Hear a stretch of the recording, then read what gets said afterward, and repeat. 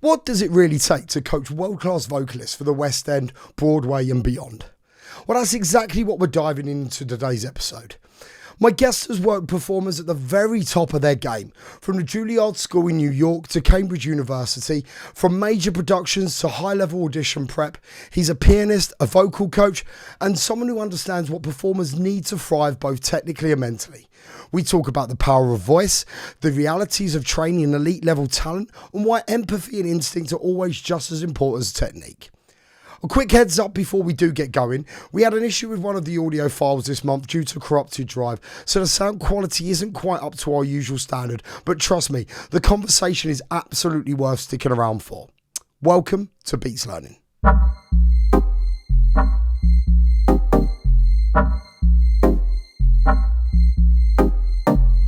If you're enjoying the show, hit like, subscribe, and share it with someone who's passionate about music, theatre or performance. It really helps us grow and keep bringing you conversations like this one. But now that's done, it's a real pleasure to introduce Cameron Richardson. Yeah. Well, Cameron Richardson, welcome to Beats Learning. Thank you. How the devil are you, my good man? Very well. It's been a crazy long day, which started very early in Lincolnshire this morning, and but we're here, and I'm very well. I'm really excited to chat with you. Yeah, it'd be great. Love it. Well, look, to be honest with you, I'm actually really excited to talk to you today because not only, and I know we were chatting a second ago before I was pressing record, but you've got a phenomenal, normally I talk to people that have got a phenomenal track record when it comes to their career, which you absolutely have.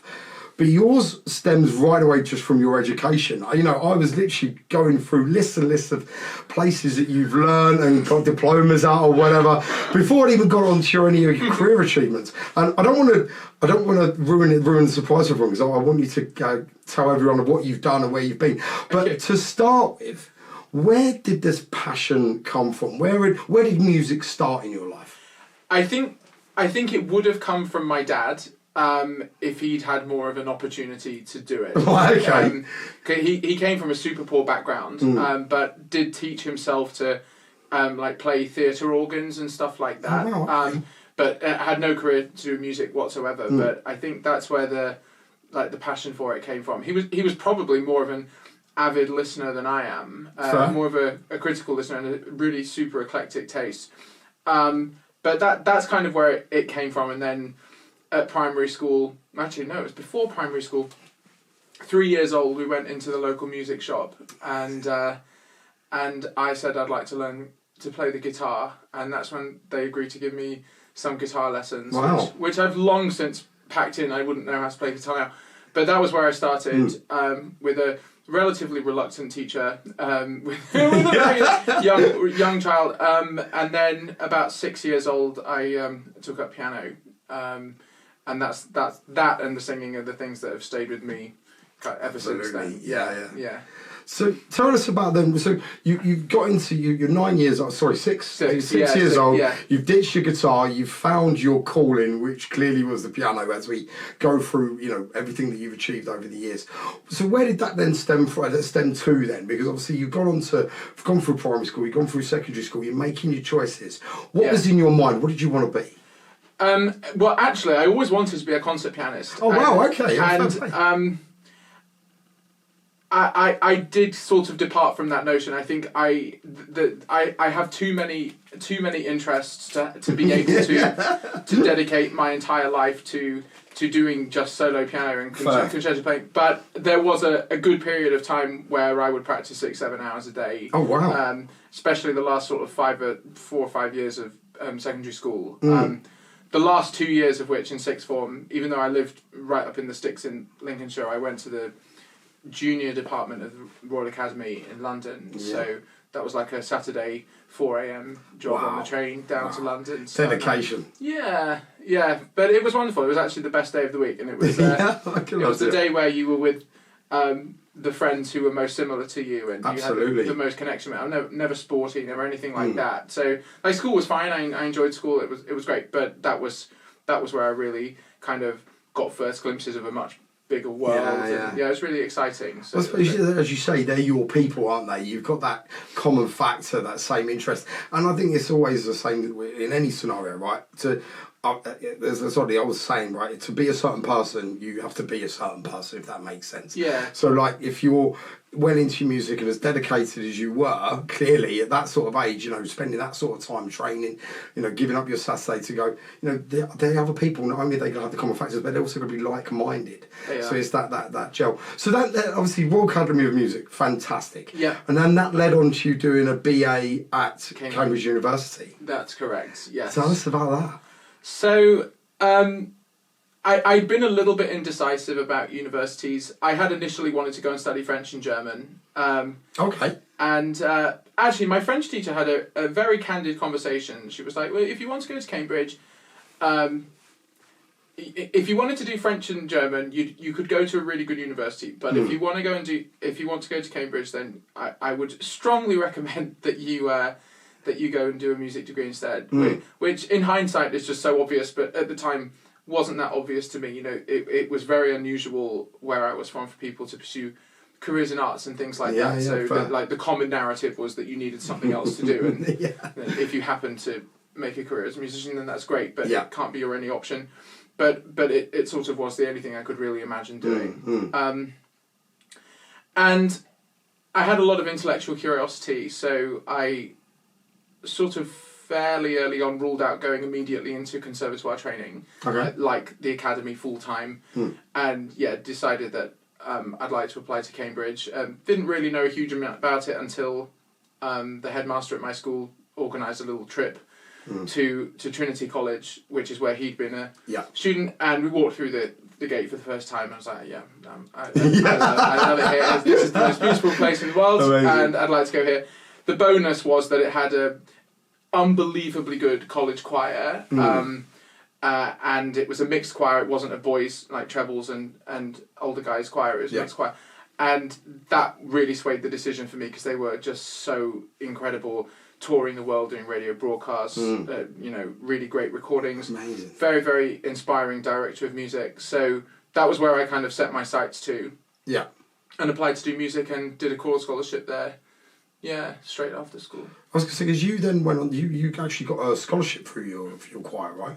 I did. I actually had several scholarships in Cambridge. One of them was choral scholarship. Yeah. So that's less of a... It does have some financial component to it, but it also has a few... It gives you some perks in the college and things like meals and obviously your tours, you get free singing lessons. Amazing. And you have to sing evensong three times a week. We rehearse virtually every day. Your Christmases and summers were usually taken up with touring and stuff like that. It was amazing. It was such a fabulous thing. Then I was quite lucky that I did quite well in the third year, so they gave me extra little scholarships to... Amazing. Well, actually, one of the weirdest things I ever did, I graduated top in my year, and it gave me... Very nice. That wasn't intentional. Yeah. The weird thing about Cambridge, which I think is a wonderful thing, is that the first 2 years don't count for anything. And so, because people go to Cambridge from such a wide range of, backgrounds, state schools up to like Eton, and the ones who come from Eton Charterhouse up there, they're kind of already, they know what's going to happen. The first year is like a kind of equalizer for everybody. So it's very good that it doesn't really count. And so the only thing that matters is your third year, and it's the exams that happen at the end of the third year.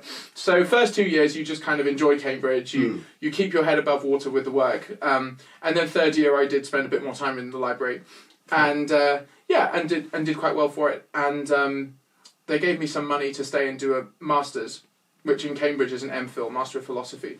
Wasn't in philosophy, it was in music. I was going to say, you got an MA, right? Yeah. And you got an MM at Juilliard. I have an MA So I have a BA and an MA from Cambridge. Yep. So the MA is an honorary degree. You get given it 3 years after you graduate, provided you don't go to prison. And that was me thinking he worked hard. that is the... So I worked for my BA, but the MA was... it was given to us. You get called back after 3 years to get given that. So I can't remember. So they gave me some money to stay and do this Master in Philosophy, and I lasted about 4 days, and then I thought, I really, really want to be playing now, because it was still more analysis, more theory, And I sat in the library and got the books out to start researching my dissertation. I was like, I've really done enough of this now. Yeah. So the reason I ended up going to the academy was that a couple of happy coincidences that the lady who runs the music performance program at Cambridge also teaches at the academy. I also already had a good relationship with the academy from being there at the junior department. So I made a couple of panicked phone calls and thought, I made a terrible mistake, I don't want to do this anymore. And I was insanely lucky. They said I could start the following week. Amazing. So I did, and came down to London. I gave all my scholarship money back, obviously. I bet that was difficult. I never had so much money, and then it was all gone. But that's fine. Started at the academy, which was obviously a completely different experience to Cambridge. Well, can you, like, not to sort of kind of be too naive about it, but for you, what were the key differences there? I mean, the academy is performance-based. Cool. That's the fundamental difference. The Cambridge music program actually has a remarkably small performance component. Really? Yeah, you can actually, well, at least when I was there, you could go through the whole degree without performing at all. Why is that? Like, it's just seems a bit like a contradictory of itself, really, doesn't it? I mean, really, they ought to call it a musicology degree. Fine. So you do a lot of analysis, a lot of very, very intense music theory, history, a lot of debating and philosophies around certain movements. All sorts plays into it. Bits of anthropology come into it, and you can kind of tailor make it, but. The performance is very small. In my last year, I was able to do one paper, which was performance out of the 6. Wow. Whereas the academy is the complete opposite. It's all performance based. And because I was on the master's program, it's quite you have a lot of independence. So if you want to go and play a Brahms trio, you have to go and find the people to do it. There's very little that's set in stone for you apart from your weekly kind of principal lesson. I think it's different if you play orchestral instruments where you have to be at rehearsals or that kind of, or in opera rehearsals and stuff like that. But I was on the piano accompaniment programs, and that a lot of that was kind of self-driven, which actually worked really well for me. I think that there was this sort of unspoken thing that if you were doing well, then you were very rarely seen at the academy because you were outperforming, and the academy was the place that was to kind of support what you needed to do the stuff. Like I have a Wigmore Hall concert, the repertoire's super difficult, I take it to my lesson, all this kind of stuff. But it wasn't, you must be in the class doing this, that, and the other. So that did work well. I enjoyed that. Do you think that the having that sort of kind of understanding and lessons to learn, so to speak, of the history, the theory, and as in depth as Cambridge University went into it, do you think that's made you a better player, or do you? Why? I think it's so. I think it underpins everything that I do, even without necessarily realizing it. Sometimes history, my brain is not really clued into history. My brain is much more analytical, and if I look, I'm much more into looking at what's going on harmonically or things in the music. But it whenever people come for lessons or whatever I go and do, I like to see it as people just kind of hire my attention, and they come with all sorts of different things. So. Preparing someone for West Side Story, for example, which is super complicated, very rhythmically. That's very heavily theory based. Or someone who's doing, I was coaching Your Fault from Into the Woods, which is like this. It's not a chorus. All the different characters kind of have their own pieces of counterpoint. It's extraordinarily complicated and very easily sounds so messy. So the last student who I was working on that with, I recorded all of the other parts and the orchestra in Logic, quantized it so it was all super tight, and then took his part out and then sent him one where I had his part played on another instrument. All of those things that if you'd always wanted to become a voice teacher, you don't have necessarily a really good degree of pianistic skill or sight reading skill. And I do think it probably changes the comments and the feedback that I give to my students. It's you need to know that this happens in the oboe before you board. Even really nerdy things like how how you tune a chord. You have a B, and if your B is part of a G major chord, it won't sit the same as if it's in an E major chord where you might want a slightly sharper fifth, or like a B minor chord where it might be low. It just really dorky stuff that I really love. Absolutely. But I think on a more general level, I think the thing that Cambridge does well is it teaches you to kind of think and work out how to get to the solution of anything. And I think that's why they have quite a strong track record of people doing subjects like music and then going and doing law conversion or going and do something else. Not all of them go into being musicians, and that's the same with a lot of their humanities programs. It just kind of, I think that once you've been there, it's quite hard to find situations which are equally stressful. Probably in law and in the city, that and if you're at medicine and stuff, but I haven't found that things really get on top of me as well, knowing like the workload that I had to deal with before. You know. So then, obviously, thank you for that. I really appreciate that, because I think that I think understanding theory in any scenario, right? If you understand why things work and why they don't, if you understand the background of how people got there. Actually, as you say, when you then take that into, if your job does end up being a musician, you take that into real life. Not only your feedback, but the way you gauge and break things down. It's actually off the back of knowledge and expertise that you've learned, rather than just guessing and hoping for the best. I think so. I think that all intuition is grounded in something you've learned in the past. Whether that's like as a baby with your mum singing to you or anything, but if you spend enough time with something, your intuition obviously is geared in that way. Right. Having said that, I since I've been working a bit more in commercial sectors since then, sectors is probably the wrong word, spheres, I've worked with a lot of people, especially writers and producers who don't read music at all. And sometimes they're quite embarrassed to say, I can't, or, I can just about pick out these chords and stuff. And I think sometimes the meeting of those two different approaches comes up with really interesting stuff. So I work with a really great producer at the moment who does read music and has good theory, but has come from a more practical side. And his ears are like tuned to Radio 2, Radio 1. And he'll tell me, you can't do that. You can't. That is just they're just so far out of what is acceptable for a normal person. Whereas I grew up listening to Thomas Adès and Messiaen, and so there's very little that's going to sound really really shocking to my ears. So it's useful to have people who haven't done that in the room as well, Absolutely.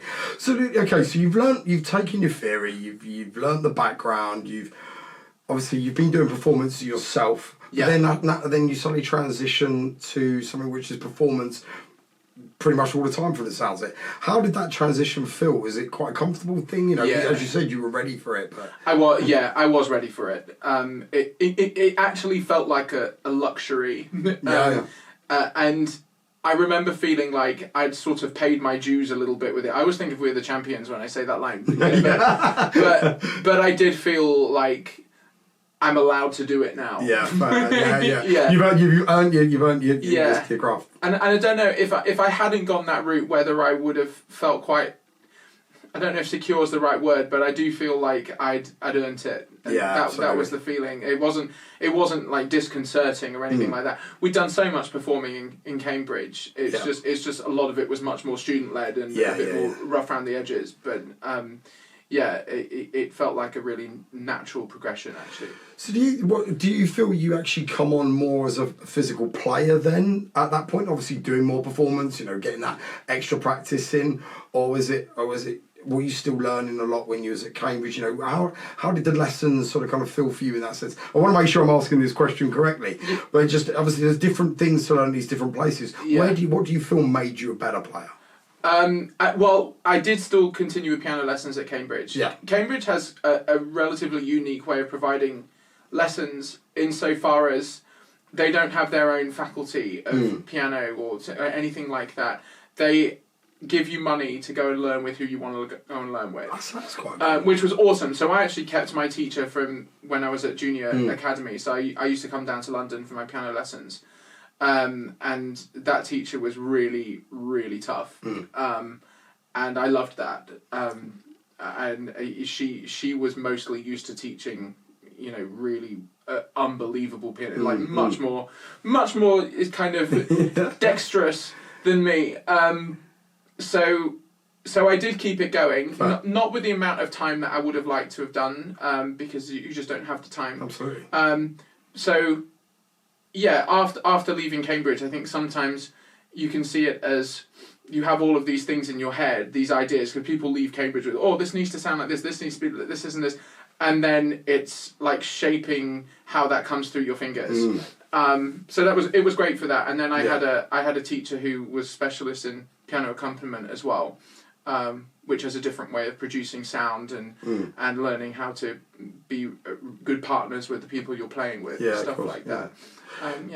So looking back now then, and I want to move on, so I don't want to get too hung up on this. I appreciate you going into quite a lot of depth for this on me. Well, looking back now, knowing how theory-based and everything Cambridge was, would you have changed what you did, or your choice? Would you have done it differently now? No. No, I really don't. That's an easy answer. No. No, I'm very happy that the position I'm in now, and that my career has so many different manifestations that I've done it, and and I can go and learn something if I want to, and the only thing I probably would have changed is that I would have added in production, because I think being able to do stuff at home, absolutely, even being able to mock up your orchestral scores on Cubase or in Logic or whatever you want to use, that was something that I learnt much later, and I don't have to the degree that I wish I did have. Think like production and mixing and stuff like that actually help you function before you can afford studios, or even when you want to when you want to just do a quick demo at home, stuff like that. So I would have liked that, but I don't regret anything that I had to do. Good. That's what we like to hear. Well, so then let's go to your next step, because I think this is, for me, quite exciting. Where you went to next, because for someone who's kind of looking from the outside in, it's Juilliard. is a name that you hear mentioned as one of the top schools on any music movie you watch. And so when I was going through your sort of kind of your background, I saw that you had been there, and that's actually where you did your Masters of Music. It was like, wow, I've got a lot to ask this guy. So how was that? Because obviously you're not only moving schools, once again, you're going from, you've been to Cambridge, you've gone back to the Royal Academy of Music, but now you're actually leaving the country. You're going to the US, to New York, massive place, the boy from Lincolnshire, and now at Juilliard, one of the most prestigious schools in the world with regards to music. How did that feel? Like, how did that transition sort of kind of make you feel emotionally? A bit surreal, a bit frightening. But I think the coming from Lincolnshire thing had always made me want to know that more existed. Love that. That's something that I've always kind of driven myself to find where I want to go next.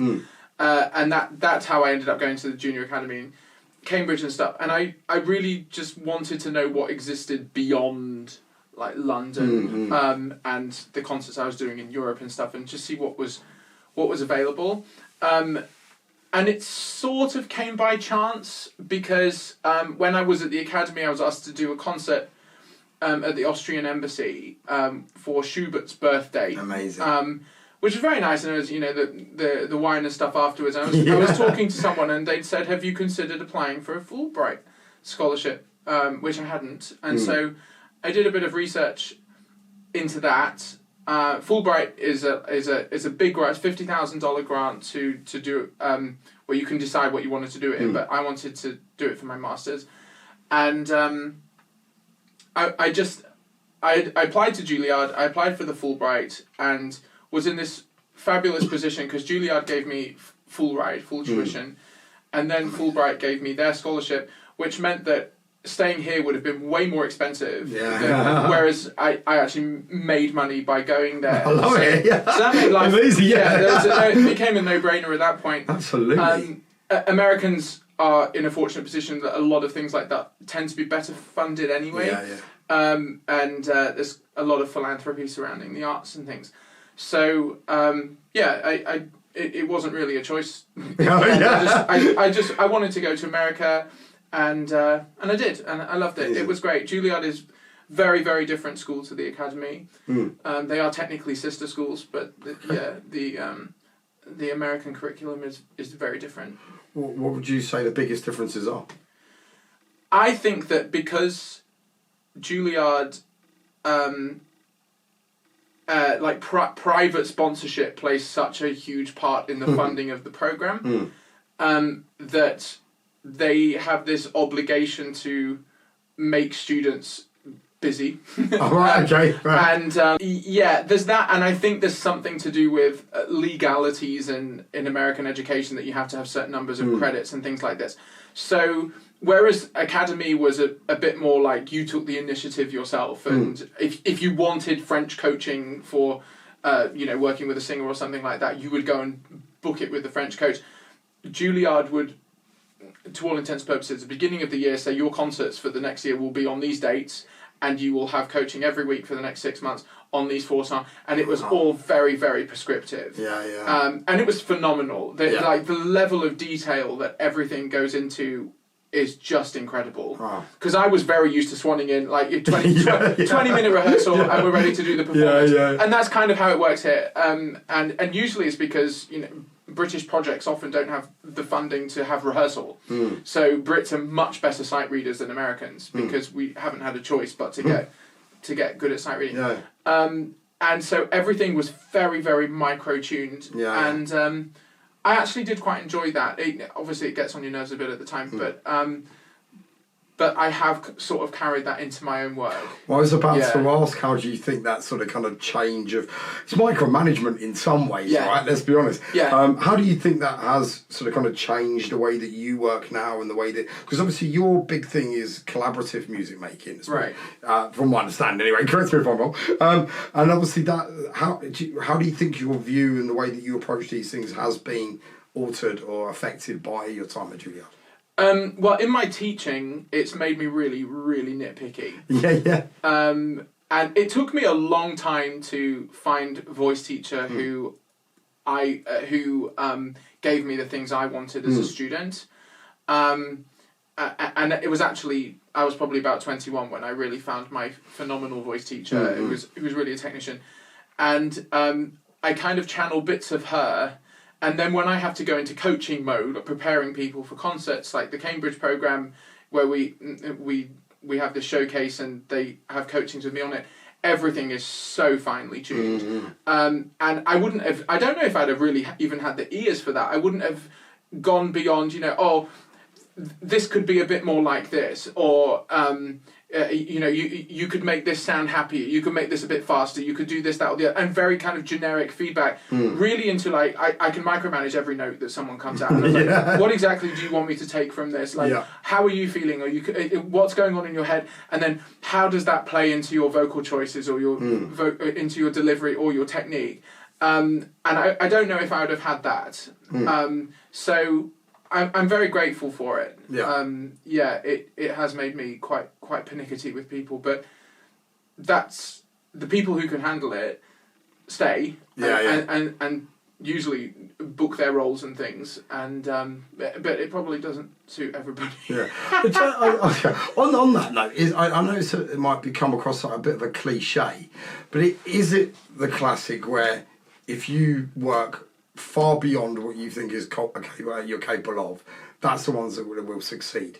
You see it once again on any sort of film where they're talking about Juilliard or ballet school or whatever, where the person that's just like giving her all but just not quite there, they're the ones that always fall off. Is a scenario like that? Is it really a situation where it really does filter out the just not quite good enough? Juilliard, maybe less specifically. I think they have a very rigorous application process. But I think, on your point, that the thing that I think usually makes or breaks people is to do with, and I have this fascination with, like inner dialogue and how you talk to yourself and how you process criticism, or not necessarily criticism, but how you process your views around how you did on something. And I think the people who are able to disassociate with, oh, that was interesting, I did that wrong, or that was flat, or this, that, and the other, and they can look at it from a very objective way, in the same way that they look at somebody else. and therefore become really open to criticism and taking on new things and taking on direction. They're the people who tend to do well. Fair. The ones who make it personal, I think the career is so much more stressful. If you take something, if I say something to you, and I don't say it in a mean way, but this needs doing, that needs doing, and you know the person says that's really hard to you can get over it, but if you go through your career like that, that's the thing that tends to see people falling off, I think. I suppose that's the same in many industries, right? People that don't accept constructive criticism or feedback are always going to struggle in just bettering themselves, right? Exactly that. And I think with singing especially, it's quite complicated because so much of our identity is wrapped up in it. I was going to say it's quite a personal thing, isn't it? Very personal thing. And that's the thing. We have this weird double bind of, in our lessons, we have to be kind of emotionally disengaged and open to trying stuff, and if it fails, then to hell with it. It failed and it doesn't work. But then on stage, you have to give your all, and you have to be very heart on sleeve and very direct and like exhaustingly emotional. And marrying those two things together is actually really difficult. I've never thought about it in that way until then. But yeah, we have this kind of the perfectionist in the practice, and then that has to all go into the subconscious. And then when you get on stage, it kind of feeds it, the work you've done, but you then have to be ultra human. Yeah. All right. So I think that's a beautiful segue in actually to your career then. Okay. And we'll start from present and we'll work back in a second. Sure. Because I want to talk to you about what you're doing now at Trinity College, aka University of Cambridge. Yeah. You founded the musical theatre programme there, if I'm not mistaken. That is correct, yeah. Where did that come from? Like, what to approach a uni of that calibre and be like, you know what, I want to do this. Or I'm assuming that's how you did it. It wasn't me approaching it. It was a kind of, it was a mutual discussion that, so I'm on the committee of the college anyway, and we were having lunch, and one of the members of the committee asked me what I was doing, and I said, well, I most of my time is spent coaching Broadway singers now, and they were very tuned into what was happening in college, and they would just say, oh, that Cambridge needs this. Amazing. And it actually just became a conversation with people who I knew really well anyway. So we just got together and thought, how can we make this programme look? Cambridge has great musical theatre performers. It has societies. Like the people who wrote Six, Lucy and Toby, were at Cambridge. There's an awful lot of talent, but there had been no kind of formal help for it. And that meant that people who couldn't, for example, have paid for private singing lessons before had not had private singing lessons before. So Trinity funded the programme, still is, and we've got some meetings about how that's going to look in future years, in the coming weeks. And basically they came for coaching with me every couple of weeks. Every 2 weeks I go for 3 days to Cambridge. We've just done our big showcase performance. We got fantastic performer Emma Hatton, who's currently in Tina Turner. Amazing. And before that, she was Elphaba in Wicked here in London. To come and do a day where she worked on their acting and their songs. Amazing. And then this showcase performance was just unreal. It blew my expectations of how well they'd all step up to the plate. And I got Kerry Ellis to come, who's like big West End star. And it was just crazy. She flew in from Abu Dhabi that day and arrived at Cambridge with about 15 minutes before the doors opened. So we didn't have any like rehearsal or anything like this. Misha Paris came and sang as well. Queen of Soul, she came and sang When You're Good to Mama. And all of these amazing industry executives came. And agents. That's okay. And a number of them are on their pathway to being signed. So they will leave Cambridge and go straight into auditioning, which is fantastic.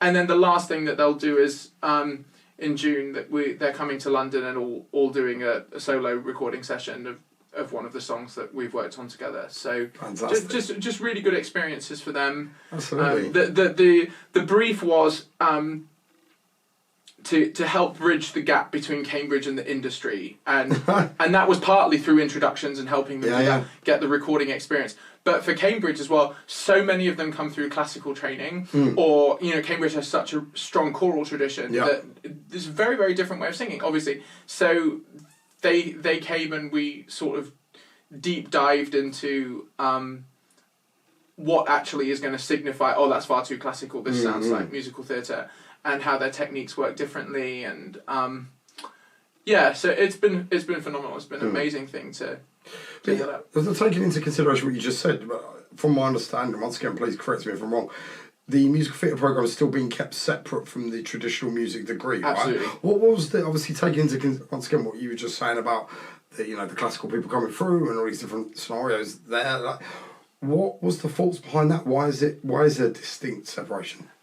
So basically, Cambridge is an interesting place where what you do your degree in doesn't necessarily signify what you want to work in. Fair enough. And that creates an environment where you have people studying.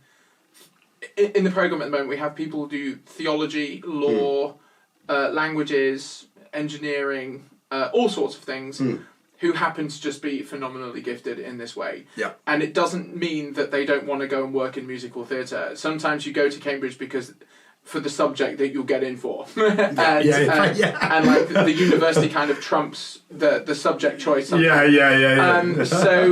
So it's basically just because there's very little correlation between what they study and whether they'll succeed or not. The music program, as we talked about, is basically a musicology program. It's an academic program with a very heavy kind of Western classical bent to it. So that was why, really. It just gave us flexibility, and it opened the pool to anyone who's enrolled in the university. Yeah. So what would another, let me ask this question correctly. What would the average year for a student look like then? You obviously mentioned musicology and the sort of more theory behind it. Is it going to be a similar scenario to what you did there? This this real sort of kind of low performance element, or is there more to it with what you're doing? In my program, so my program is entirely performance. Oh, okay. Sorry. Yeah. So the musicology element of it. That's the music degree. So. Sorry. Yeah. My bad. Getting confused there. Yeah, the music degree is theory. Right, got it. Academic library. So coming back to the question, then, I know you mentioned your big showcase and things like that, and getting everyone out. And what would the average year for look? Because obviously you've taken what you did at Juilliard and this very set resume of what's going to happen. Is that similar to how you structure things at Cambridge now, or are you doing something different? There are elements of it. So obviously I have to be careful that I don't ruffle feathers of people who are responsible for their degrees. So if we have a girl who's doing theology and I suddenly say you need to be doing 10 hours a week of musical theatre, that's a conversation that we'd rather avoid. So it was about doing a small amount exceptionally well, which is why they have 6 lessons with me at the beginning of the year. I had a Zoom meeting with them all individually and asked what repertoire they'd done. I knew their voices from the auditions, and I gave them a list of 10 songs that I wanted them to go and learn over Christmas. They then came back with a choice of 2, 3, or 4, and we just coached them into the ground, basically. So it couldn't be a kind of all-encompassing musical theatre has so many different skills that are required, obviously, like dancing and acting. That wasn't the plan. I would have been happy calling it the Voice for Musical Theatre program. Fine. It was a singing program, really. Okay. Yeah. Well, that was kind of, I think you might have kind of answered the question then. Our next question, which is going to be how does it actually prepare people for stage? Obviously, if you're teaching them how to sing set songs, what other elements are there to actually help prepare them for being out on stage? So the songs are like a vehicle for them to learn how to sound like musical theatre singers. Number of them came through classical route, and because their auditions were quite long, I had a bit of a chance to work with them and see whether they were malleable or not. So I was like, okay, I know that there's some gold dust in here. And a couple of them came. We had hundreds of applications. It was just overwhelming, really. But few of them had come who had never afforded any singing lessons whatsoever, and they just had this really natural gift. So the preparation for me has been entirely a vocal thing, and then we did have someone come in and work on their acting with them, and I'd like to probably make that offering a bit more robust in future years. But I think the fact that some of them have walked out and agents want them, or agents want to see them again, at least that's a huge step. That's like the hardest thing. Yeah, it must be good validation for you as well, though, right? Putting this, because how long has it been going now? Well, it actually started in January. Oh wow! Oh, yeah, it's brand new. Yeah, completely brand new. And you've literally had people come in and already get offers. Yeah. Amazing. Yeah. Congratulations. Yeah, it's crazy. It's absolutely crazy. Well, a program of that sort of size with that sort of institution, and also so far in its infancy still. What are the challenges that you've personally had in getting this established and moving and working up until this point? I think that I wouldn't call it a challenge. I'd call them inevitabilities. That I think getting the ball rolling and creating momentum is like the hard thing. And the showcase actually, because it went so beautifully and because the students ordered so well and because it sold out within like 2 days, it's created a huge amount of conversation in the college. Amazing. Which has meant that I probably can access more funding for it, and have there's a very strong kind of body of support for it now. I had no fights with anyone really, but I think in the first year to get things over the finish line, you do things probably outside of the way you'd normally structure them. For goodness sake, let's just get this done, And so we have things that, inevitably you think in next year I'd like this, that, or the other to happen. But I wouldn't say it's been a struggle at all. It's something that Cambridge knew ought to happen. Yeah. And Trinity is a very special place that had the ability to make it happen. And I don't know how many institutions here or in the US would do something so quickly and so readily just like fund it. And that's been an amazing thing. Okay. So I should just clarify, it's funded, if people don't know how Cambridge works. Cambridge is divided into lots of colleges, which are not subject-specific colleges like in the US where you have like the College of Humanities or something. And you can, by and large, do most subjects at most colleges. And Trinity is one of those colleges who hosted the program but opened it to people from all across the university from the other colleges too. Yeah. I didn't know that. So that needed to be clarified. Trinity's the biggest college. Amazing. Actually, I think it's the second biggest college, but it's a bit of a big dog in the Cambridge world. So the only thing you've got to be very careful of now is not being a victim of your own success. If you've been too amazing, selling that in 2 days, getting extra funding, now you need it to properly work year 2, year 3, year 4. Well, I mean, I have thought about how I want it to grow. Yeah. And there's certain things that I'd like to keep small about it. Okay. So there was talk, for example, of doing it as like a satellite version of it in London so that we could get more agents to come and all this kind of stuff. And I firstly believe that the setting is so special. Like, it's just so beautiful. It's very unique, and the offering to people coming up from London is that they have a nice dinner before the college. They stay in the college. There's a big champagne party afterwards. All of this kind of stuff, which is normally very kind of behind closed doors type thing. That I would love it to become almost like an industry calendar event that people come to. And people make the effort, and if they don't, then we don't need them to.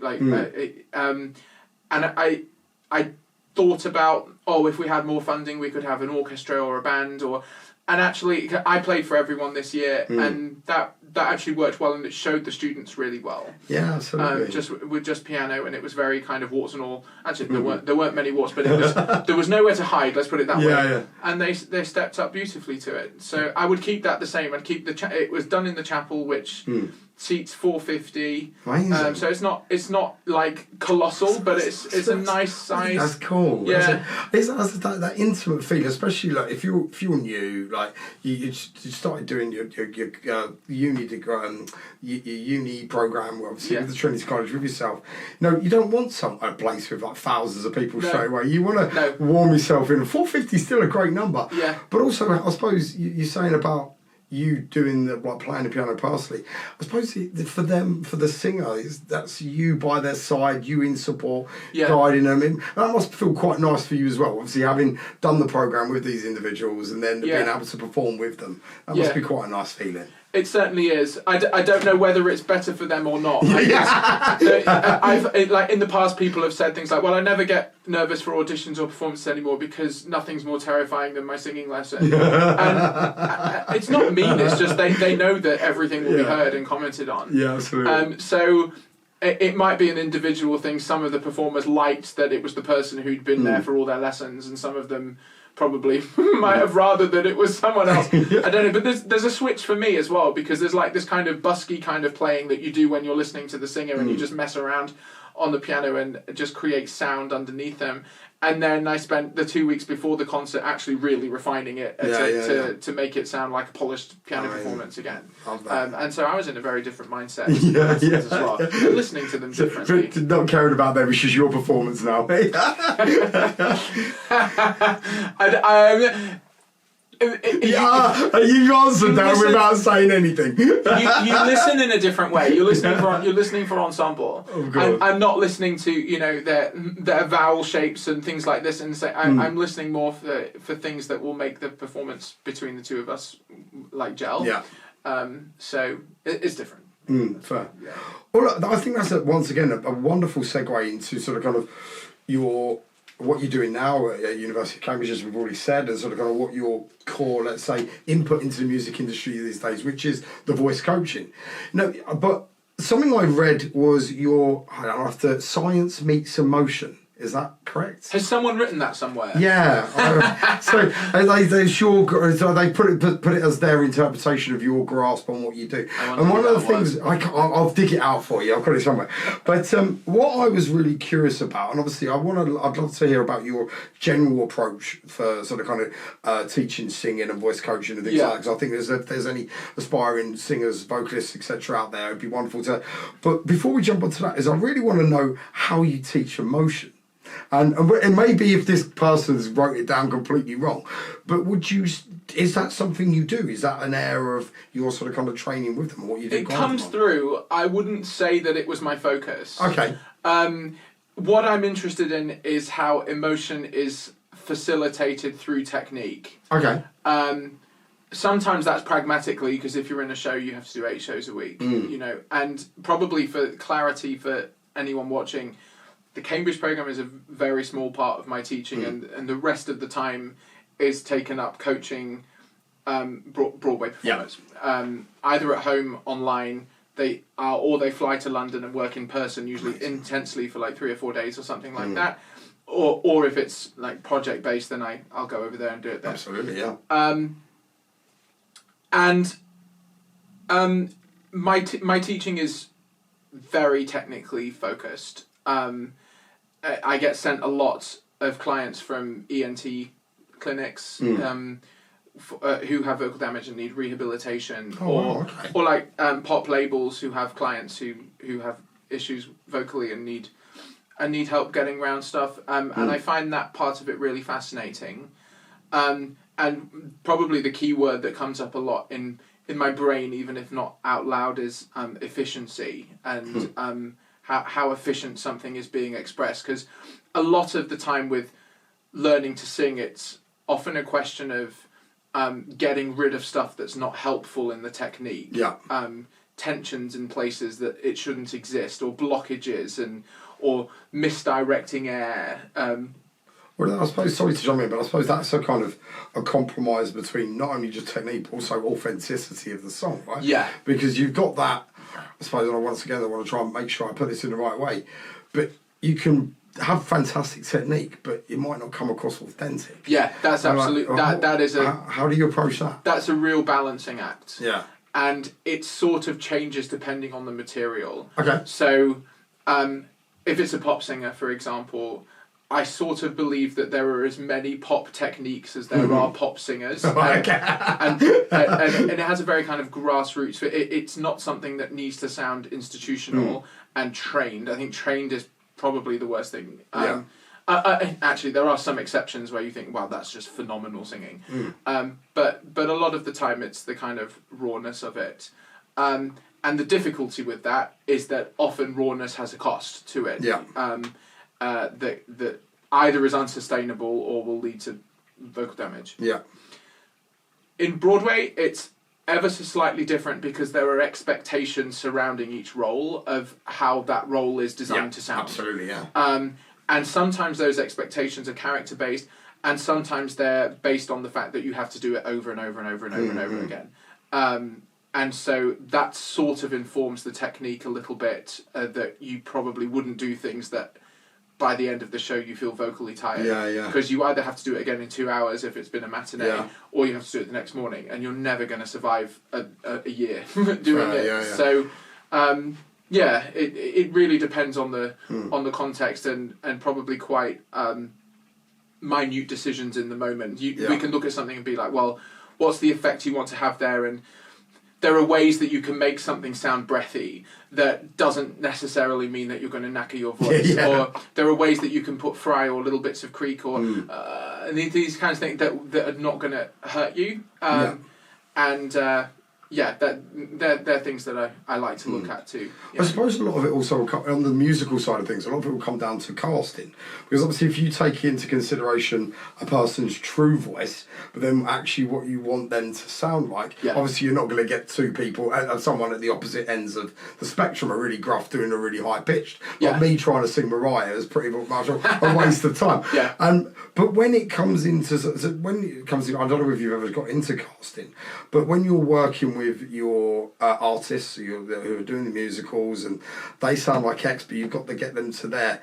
How would you start? Where do you even start to go, right, okay, well, you've got to actually pronounce this differently or whatever? How would you even approach that? So there's a couple of things to break down there. I'm not very good at teaching tribute acts. Okay, So I'm very bad at making people sound like other artists. Right, okay. But I'm very good at making them sound like better versions of what they started with. But if you're, sorry to jump in, but if you're looking at musicals and you're looking at a character, once again, is this where you, like my point about the casting, would you cast someone who's very similar in voice to the character in the first place? You'd hope so. Have you come across scenarios where actually there's quite a big disparity and you've had to train them? Yes. It's usually not been so much casting for shows, but it's usually been like one-off performances. Right, okay. So one of the most obvious examples is The Voice Kids, which doesn't have a US version, but I had a client in The Voice Kids in Germany. Yeah. And what happens with that is when you get through the first few rounds, they choose a list of 15 songs for you to choose from. Okay. And what goes through these people's minds is it's ratings based. Let's put it that way. So you have 12-year-olds being given things like I Have Nothing to sing, or one of them was given in the list like Defying Gravity, and like this is not written for these ages. Yeah. So we have to find ways of manoeuvring around that. And actually, she did unbelievably well in that instance. But sometimes those choices do make life very difficult. Yeah. If it's things like, oh, you have to sing with a different accent, then that's easily fixed. You know, or and we can change timbres of voice ever slightly, and like if they go and do things like Mean Girls or Legally Blonde, then there's an expectation that there's more kind of twang and nasality. Those things are quite easily done. Okay. I'm not too worried about those so much, but thankfully it's never been that I've been given like a very low bass asked to sing Jean Valjean. Like that wouldn't happen in a professional setting. Fair. You'd hope, or if it did, you'd hope they'd turn the roll down. But but actually, usually they in their resume they have to put what their vocal range is. So hopefully their agent wouldn't have submitted them for it. Anyway, You hope. Yeah. Something you actually mentioned a second ago, I'd like to just to stop on. And I think there's actually two parts to this question. One was your point about working with the people that are rehabilitating their voice.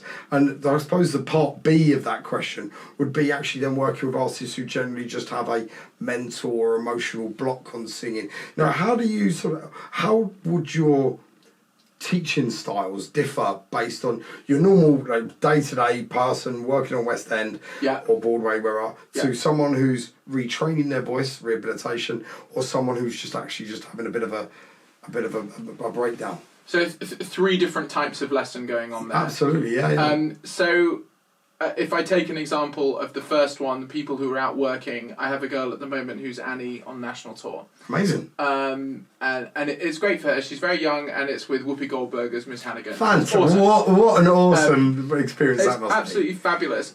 It's very hard to sing. It's very high belt, and it's sustained belt, which means that if it's not done right, you can lose your voice ever so quickly. Oh, wow. So what we've been doing is very regular, like usually 2-3 times a week of a half hour, very slow warm up for her, where I sort of bring in all of the head voice stuff again, which, without getting too like nerdy and boring, assists in getting blood flowing to the edge of the vocal folds, so you're much less likely to create damage than if you do this big thick fold yell the whole time. Fair. And that's really helped her phenomenally well. Amazing. So there's that side to it, and like general maintenance, which is relatively straightforward. With people who need rehabilitation, it really depends what it's come from. Sometimes it's people who've had babies and they need to rebuild strength in the pelvic floor, or it could be people who've had things like muscle tension dysphonia. Yeah. So the exercises that we choose for that will depend on the scenario of that person. I really like to think of singing or the lessons as like you have this concentrated time of exercises which are sort of like fine-tuning a machine, and then without thinking too hard about it, that machine underpins like the repertoire that you perform after it, and that we see this kind of drip feed effect of the more I get these exercises to be beautifully smoothed out, the better the easier the songs become for me to sing. Then the last one that you asked about with the people who might have mental blocks about it. Again, that really depends on what the source of the mental block is. So you can have, for example, people whose mental block is due to the fact that they have missing information, and it could be that they may quite rightly think, well, actually, I don't trust what's going to come out, which can be terrifying as a singer. So with them, it's quite easy. The more you give them actually really solid vocal grounding, technical grounding, the more that they'll actually find that they're in control when they're on stage. Fair. They're usually the intelligent people, and it's weird. There's a certain type of intelligence with singers where they're able to talk themselves into difficult corners, and then not able to get themselves out of it again. That one happens quite a lot. If it comes from more personal circumstances, then I'm quite a big believer in other types of therapy surrounding it. Fair. And I've done quite a few referrals for that kind of thing in the past, and that's helped a lot too. Or sent people off for hypnotherapy. Oh, really? Yeah, it's amazing. Absolutely amazing for it. It's just like flicking a switch. And they'll come back a week later and like, oh. You can sing. Yeah. You can sing. It's all, so much of it is about how you talk to yourself. One of my favourite books is The Inner Game of Tennis. I don't know if you've ever read this book. W. Timothy Galway. It's only about 100 pages, but he's this very high-end American tennis coach who found that his clients would perform extremely well until match point in the last set or something, and when suddenly everything was riding on them serving properly or whatever it is, they would hit the net or something would go wrong, and it's because the thing that the brain used to normally do without you thinking about it, suddenly the mind has been like, oh, I'm going to get involved in this process. Pressure. It's like if you walk along a pavement, you don't think about what you're doing, but if you turn that pavement into a tightrope, suddenly you're fair.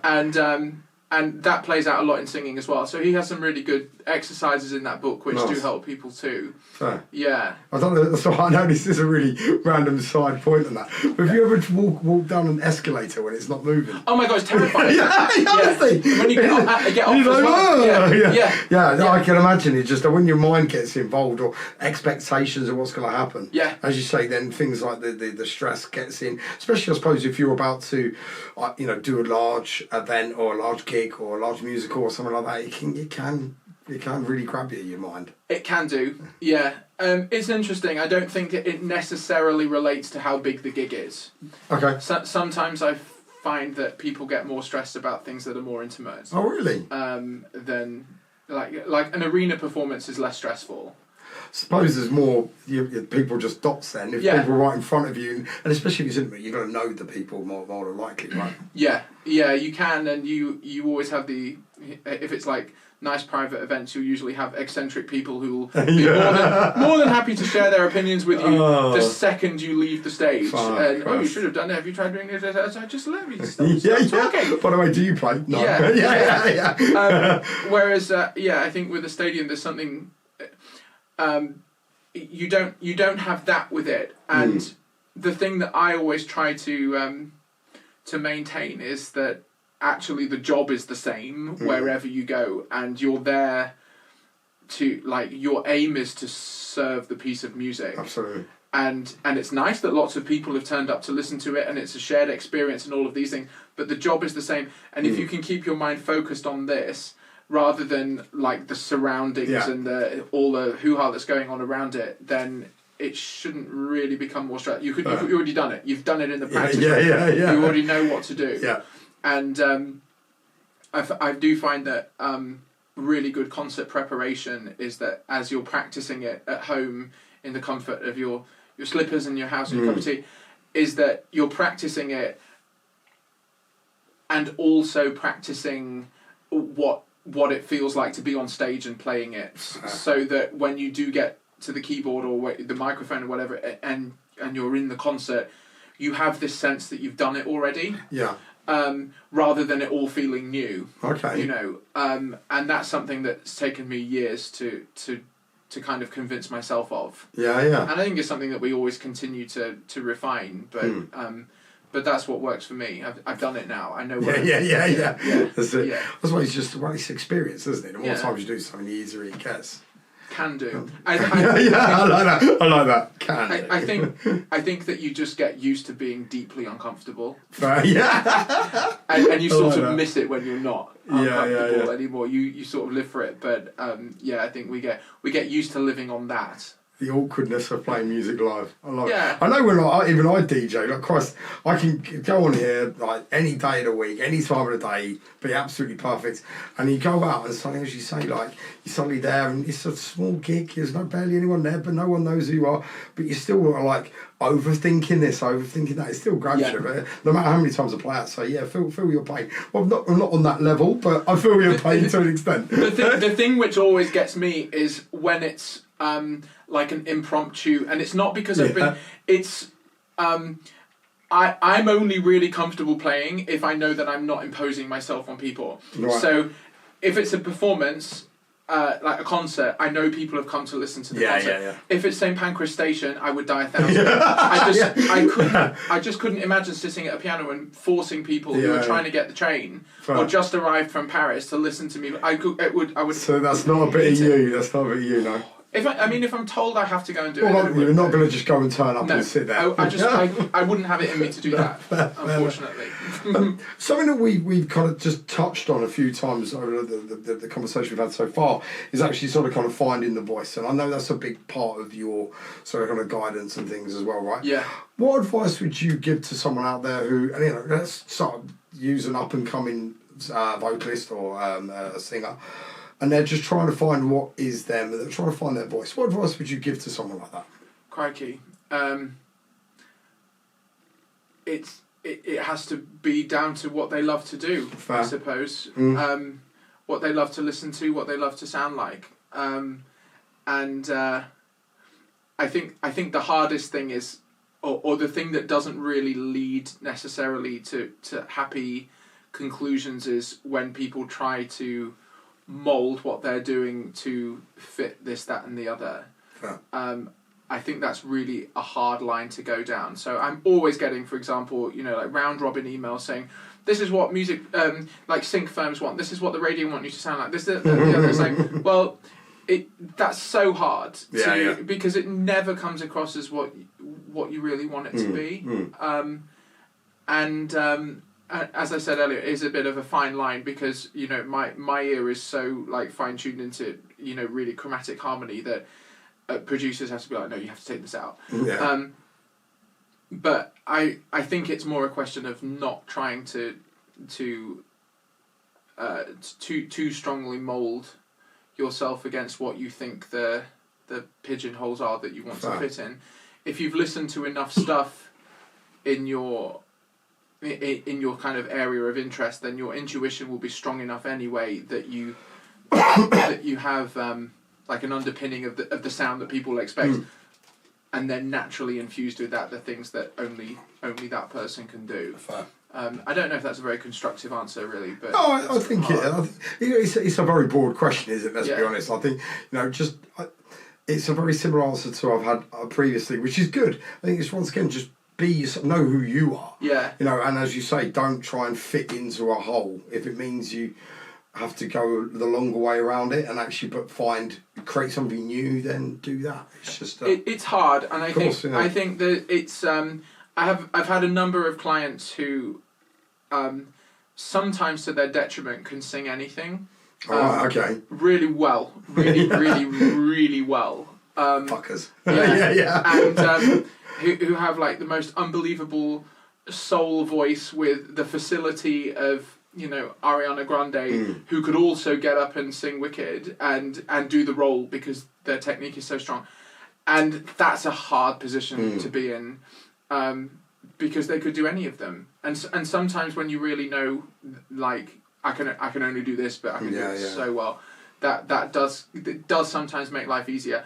I probably fall more into the former camp, and that's probably why education became such a large part of my output, because I love that, and I'm not willing to compromise on the things that I really love doing. I love that. So that's probably how I ended up in the position I'm in. Right. Well, that's once again, I think you're lining these segues up beautifully today, Cameron.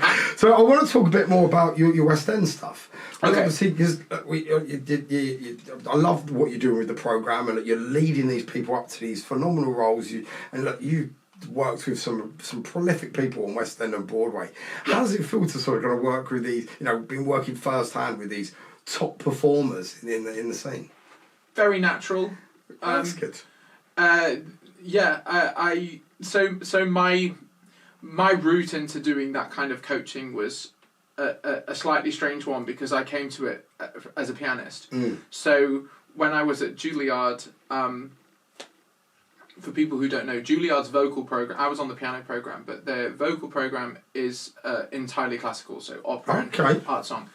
And so many people come for lessons saying, I want to go to Juilliard for musical theatre. I'm like, well, we don't have a musical theatre program. So, but the closest they get to it is the people who are on the dance program have to do a vocal class as a group. Okay. And that repertoire is Broadway. And a lot of the people who do the dance program go on to Broadway as like ensemble dancers. Yeah, fair. So I was asked if I'd play for that class as the rep pianist. Yeah. Which I did, and it was taught by a really very well regarded, larger than life New York Broadway voice teacher who hired me to then go and accompany her for her private lessons. So usually when I'd finish at Juilliard, I'd trot down to 50th Street and go to her studio and do the lessons there till 10 or 11. And that's kind of how I learnt. And I played for lots of other voice teachers across the city too. So my way into coaching was as the person who witnessed everyone else getting fixed. I had my own lessons and everything, but when you only have your own lessons, you only know what your issues are. Yeah, of course. Whereas if you're there as the pianist, you just see how it's the best apprenticeship you could ask for. Yeah, fair. And so through that, and then teaching for her as like an associate type thing. I quickly was sort of catapulted into quite a professional level of coaching immediately. And because I had all of that like Cambridge and Juilliard stuff, they responded quite well to the very nitpicky kind of sound. Yeah. And I would too. You can tell me about a podcast and be like, no worries. So I quite quickly got a little cohort of students there, and then some of them had come over from LA and they'd asked me to go and work with them there, and they were doing more TV and film stuff. Yeah. I was very lucky that I didn't really start on a like more amateur level. That's cool. So that's all I've ever really known. And then when people come who are closer to beginners, I'm very lucky. I have a really good team of associate teachers. So sometimes they'll get put with my associate teacher whose teaching I know and know is fantastic, and I'll keep a close eye on what they do. And sometimes they'll be like, we really want to do some lessons with you. So so I do, but I kind of hold them to the same standard, because the nice thing about singing, unlike a piano and violin and stuff, is that it doesn't take 10 years of Hannon and scales to do something that's really like professionally acceptable. And actually, a lot of the time when I'm coaching actors who have been cast in West End shows or Broadway shows, they are primarily actors who have been cast and have to learn how to sing the role. And so you have to craft something very quickly. So yeah, I don't know if there's such a, I don't see such a big gap between, you know, super high end in terms of how the lessons play out. Anyway, Is there any reoccurring issues that you notice? Once again, to make sure I put this up, are there any reoccurring issues that you consistently see with both top and bottom end of the Broadway side? Is it something that you're like an issue that just constantly comes up? There are a number of sort of greatest hits of vocal. I don't know if it's something sometimes to do with accents, but a lot of Americans have quite low tongue root placement. So for example, if we take the letter L, we would say L, which is formulated with the tip of the tongue touching the alveolar ridge, which is just behind the top teeth. And there's a good subset of American accents where it's more like L, with a more swallowed sound to it. And if you elongate that over phrases, you get a very swallowed kind of sound. So tongue root tension, which is that, which plays havoc with resonance, with your ability to move up the range seamlessly, because as you go up, your larynx right here with your vocal folds in the middle has to be able to tilt. And if your tongue pushes down onto it, it means that your access to the top is severely compromised. That comes up a lot. The other thing that comes up a lot is how people manage airflow. So belt, which you need, and if you're going to go onto Broadway, is a vocal effect where you take very thick vocal fold, phonation high, and it's like this kind of controlled yell, basically. And like the "So if you care to find me in the western," and that was not belt. I don't want to bust your microphone, but this kind of sound, but it was still fantastic. That was not belt, just FYI. But those moments in big shows like Wicked where you need belt, a lot of the people don't often have really good understanding of how their air needs to move through the vocal fold. So young kids who come with loads and loads of belt, who've grown up screaming like at the top of their lungs and stuff, usually put too much air through, and the vocal folds get tired and they lose their voice super quickly. And that can really quickly lead to nodules, polyps and stuff like this. So things like that come up all the time.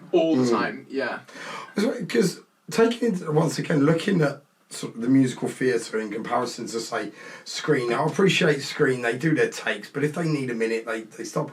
Obviously, with musical theatre, you are doing the matinee, the afternoon session, whatever else, you know, you could be doing free viewings a day. Viewings, I don't think that's the right word, but whatever it is. Anyway, 3 performances a day.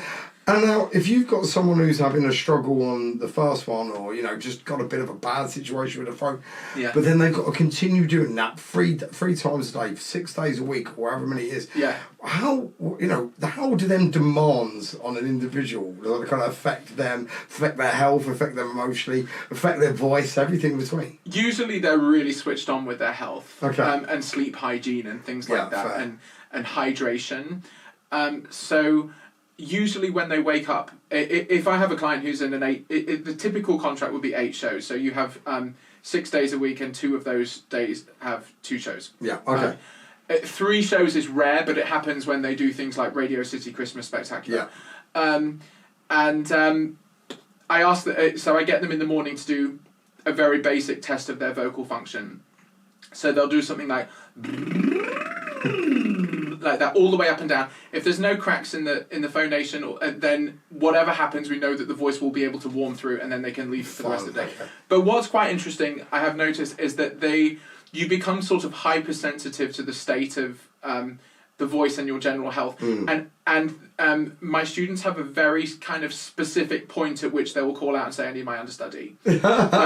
So I have a student at the moment, fantastic singer who's in Gypsy on Broadway, who called out about 3 or 4 weeks ago. And he was like, I know I can get through today's show, but if I get through today's show, I won't be able to do the next 3 days because I'll have to recover from it.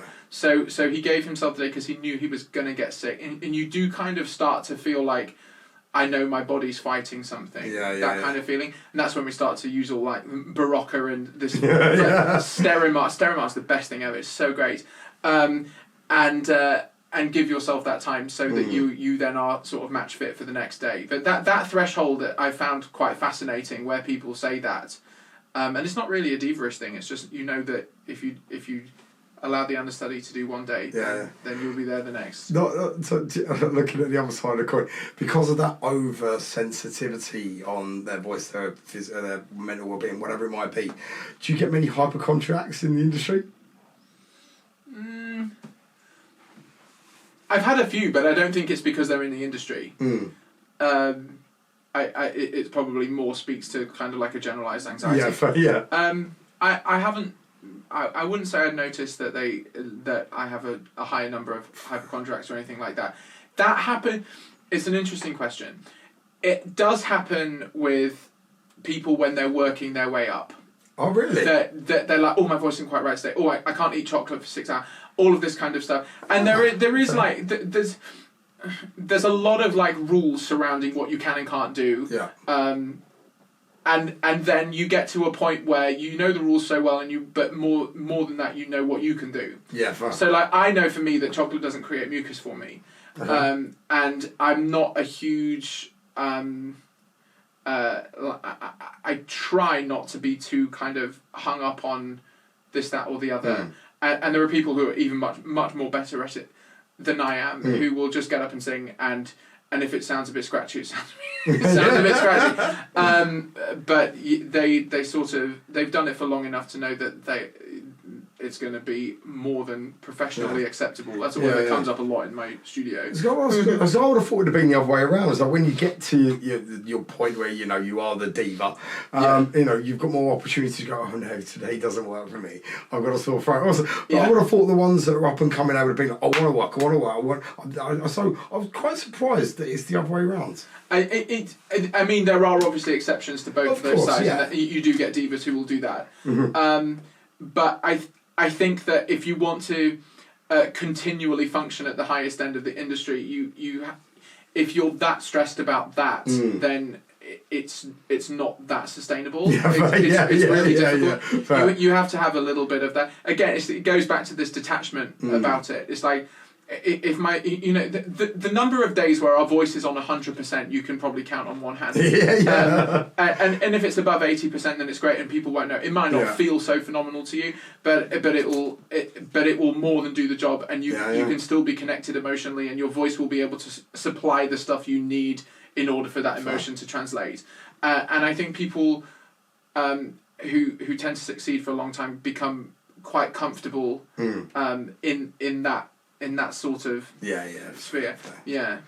So keeping on the singers in musicals as well, what are the sort of unseen pressures that they face? Obviously, I know we've spoke about their voices, their constant performances, based on their contract. But what are the things that people wouldn't normally think about that these poor people have on top of them, on their shoulders? Rejection. Of course, Don't even think about that, do you? Yeah, rejection's the biggest one. Wow.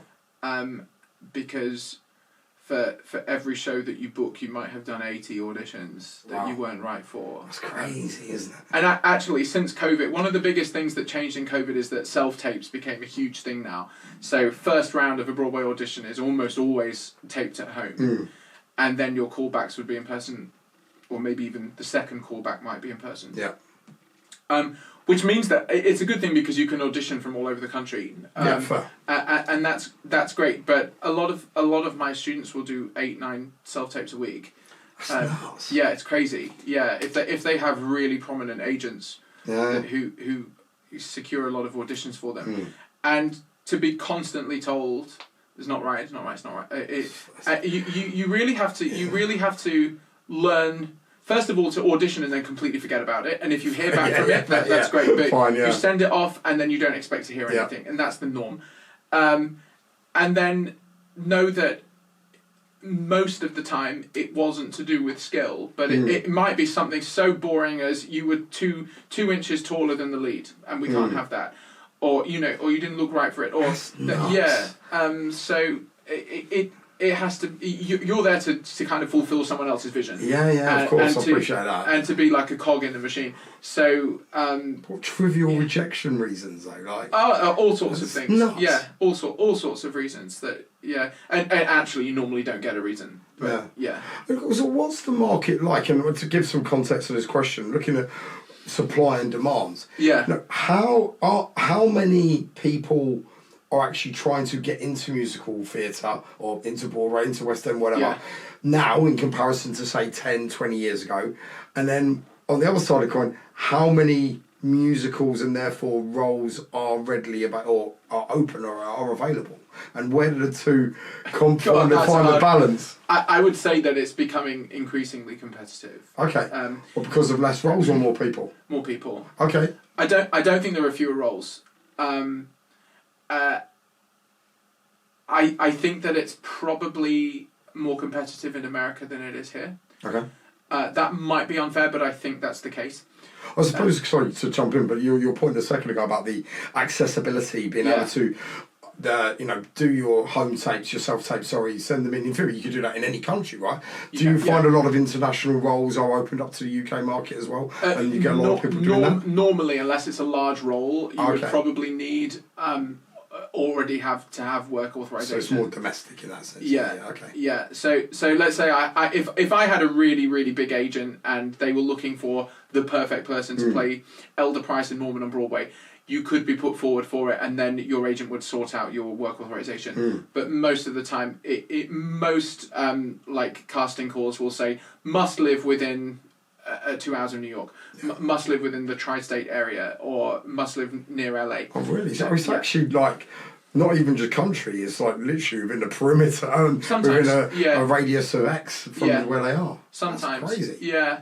But I think the hard thing about musical theatre, and something that's slightly improving, is that there's really only 2 cities where you can make it your full-time career, here and in New York. LA is obviously screen-based and music-based like Nashville. And then the rest of it is world tours and cruises. Cruises are a huge thing. And if you can land a cruise contract when you're out of school as one of your first jobs, that is the best scenario. Oh, really? Because it's such a fantastic way of learning what to do. First of all, you get paid and you have nothing to spend your money on because you're already on board.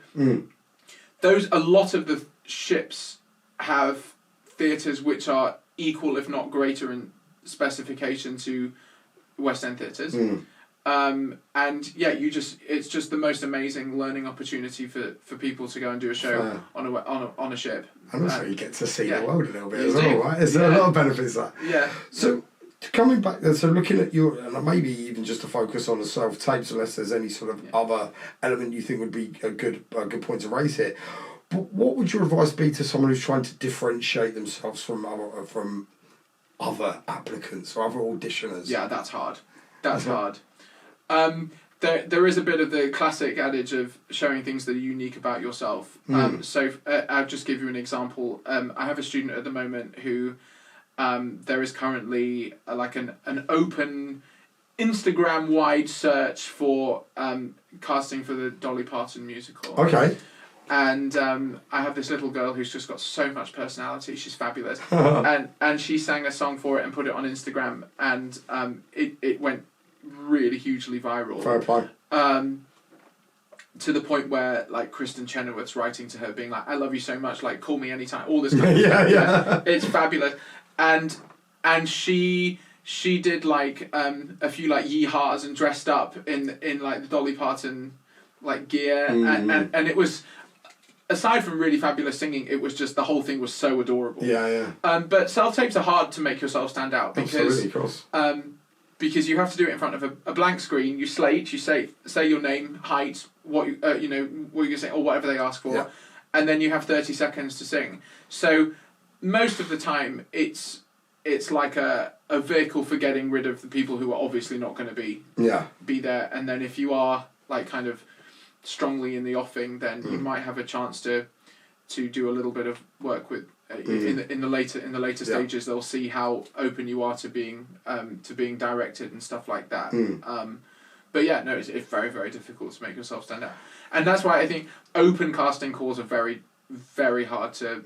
It does happen, but it's very hard to make yourself stand out against 6,000 other people. Well, you've got, especially with the self-tapes, and as you say, if you, even with the open calls, as you say, open casting, it's just one in, one out, you've only got to watch the X Factor and things to like get an idea of that, right?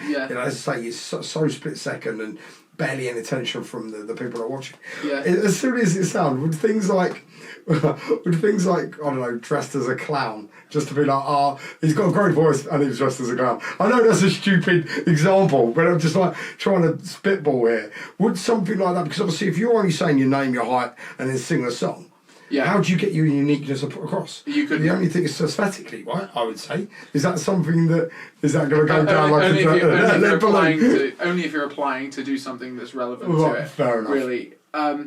I sifted through the pre-screens for a number of schools in the past and for the Cambridge programme, and generally it's quality that will make people stand out. So it's just sitting back and listening to what the voice that stands out. That's it. That's it. And it doesn't mean that it has to be really high budget recorded. It's usually filmed on iPhones with a stand off Amazon and a screen from Amazon, and that's it. But it's it's the quality of the performance and how genuine they are in their performance as well. Also, usually for cell tapes, you have what are called sides, which is like a section of dialogue from the show. Okay. And you'll have someone off screen reading the other parts. Right. So it's not always just vocal. Fine, fair. They'll have that opportunity too. Okay. The last question before we come on to the next segment. But you mentioned a second ago about this the girl who dressed up as Dolly Parton and I think went viral. Obviously, the vast majority of my guests so far have been really sort of kind of traditional release from production for release. Okay. Right? And obviously a lot of DJs, producers, artists of that sort of nature, very driven by social media now. Yeah. How does social media nowadays impact your decision or what you're doing with regards to casting? Well, I don't do a lot of casting, but there are some situations where it's useful, but thankfully the majority of the time your casting won't be based on how big you're following. Sometimes it is, and it also happens where more and more where people are discovered through TikTok. So you do have agents like looking for people through there. So the most likely scenario in which social media would affect you is that you might actually be called to audition for something based on what, like Jeevan, who's in Starlight Express at the moment as Rusty up in Wembley. Was discovered through a TikTok video, and he's amazing, and he's like 18 now, just so gifted. But he was found through socials. Fair. But I haven't had it where it's explicitly said to people that go have a following type of thing. No, so sometimes it will happen that people are brought in because they know that they will sell more tickets. Yeah, fair. But there has been some talk amongst execs that like following doesn't often turn into ticket sales. Absolutely. So it's a very different kettle of fish, isn't it? It is, and people are very fickle. And following someone on social media is not the same as going and buying a 60 quid ticket to a West End show to go and see that person. And you might follow them for all sorts of other reasons. You know, they play to their cats and you think it's cute, or you know, all sorts of random things. So it's a funny relationship. I particularly enjoy social media. Me neither. not a fan at all. It's a necessary evil these days, let's be honest. It is a little bit, yeah. But it does sound to me like this is one of an industry that's really kind of kept to its right. If you've got talent, you will succeed in the grand scheme of things. In comparison to, I think pop is a bit different. What makes you say that? You might disagree with me, I do. I feel a little bit with pop that, like major labels have a kind of a diminishing agency over the industry, and that social media kind of made artists able to have a direct link to their audience. Yeah. That you don't really have the same gatekeeping that you used to. You can't walk into Sony with your tape and say, please listen to my demo. That wouldn't happen now, and for them to be interested, they'd look at what your figures are like. Yeah. Oh, sorry. I think we might be on the same page. Because I agree that the music in general, like for pop, etc., is driven a lot more by social media than it should be. Yeah. Whereas, musical theatre is the thing that still expresses pure talent. We hope so. There are. We're in agreement. Yeah, we're in agreement. Definitely no debate.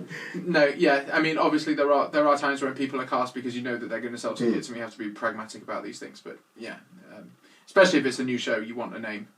Fair. But I think there's in general, people have one of two relationships with social media. There's people who create for social media.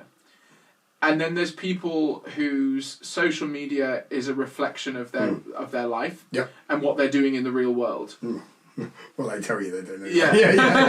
Yeah, exactly. Yeah. So there's people who will spend whole days, like curating reels that are wildly elaborate and really commit to the consistency that they need in order to build followings for that kind of stuff, and which I would find that so difficult.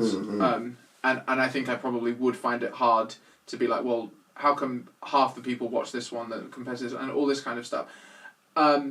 And then, whereas my social media is more like, so proud that my students just won this, or, love doing this concert, here's snap of us all, or here's a little video from it, and that kind of thing, which is a bit more grounded in being a reflection of what's happened. And I think that way is easier for me. Yeah, fine. Well, I want to park that now. I think we've covered vocalists enough. I want to come back to your piano playing. Okay. Because I'm going to pick the iPad up. I know I've been looking at it a few times because I was trying to remember all the phenomenal places you've played. Honestly, I look at, and you've already mentioned obviously the doing the Austrian embassy for, I can't remember Schubert's birthday. For Schubert's birthday. Yeah. But you've obviously done BBC Proms, Carnegie Hall, and yes, I am using the iPad for reference. I don't remember what it is. Royal Festival Hall, Wigmore Hall, St John's Square. You've done Lincoln Center in New York, the Ravinia Festival in Chicago, the List, Germany, France. Obviously, there's your German and French lessons coming back. Yeah. Then also you've done loads of stuff on on radio, BBC Radio 3, Classic FM. Yeah. So once again, radio in New York, in Germany. You also did, I believe, the Swiss ambassador's residence in New York. Yeah. And then loads of other private events, etc. Blows my mind. That's a phenomenal track record and career honours. What's the favourite for you? Is there one that really stands out? I think the favourites are the ones where I've been involved in the conception of it.